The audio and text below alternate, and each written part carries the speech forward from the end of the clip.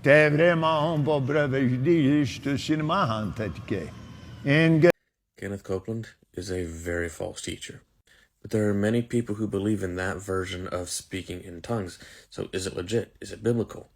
When Jesus was given the Great Commission here in Mark chapter 16, he said that his people would speak with new tongues. Well, first, what does it mean by the word new?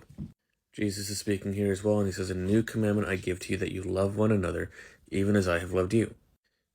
But you see, Jesus was simply referring to the commands that he had given in the Old Testament. This wasn't a new commandment, but it was new to the disciples. It's like getting a new used car. It's new to you, even though it's used. So let's look at stories in the Bible of when the gift of tongues actually happened. It always happens in conjunction with the Holy Spirit falling on people, and it always happens with known languages.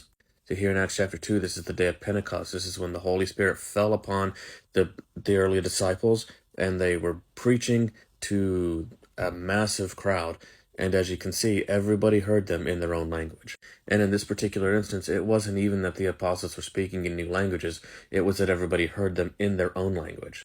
Here we see the same thing. The Holy Spirit fell on a crowd, and they heard them preaching in their own language. Now, here in 1 Corinthians 14, the Apostle Paul gives us some very important counsel on the issue of speaking in tongues. You see, the city of Corinth was a major international city. It had a couple of major international seaports. And so you had the churches there with people who spoke different languages from all over the place. And so you'd have people who would rise up to give a testimony or pray or give a lesson, and they would speak in their own language.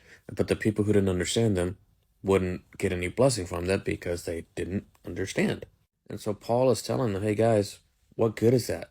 If you speak in a language nobody else understands, nobody's going to be edified. See, there has to be a purpose to the speaking in tongues. It cannot just be gibberish, as this false teacher Kenneth Copeland is doing.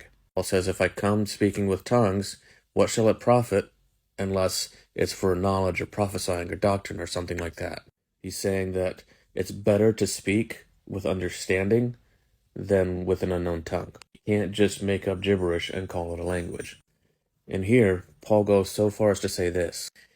He says if someone's going to speak in an unknown tongue, that being a language that they don't know, not gibberish, he says, let one interpret.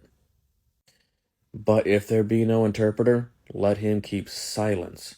Let him speak to himself and to God. It's always with known languages, not gibberish. I had a professor in college, he was speaking, I believe it was in South Korea, and the interpreters stopped interpreting because the Holy Spirit had given him the gift of tongues and everybody heard him in their own language. So it still happens, but with known languages, not with gibberish.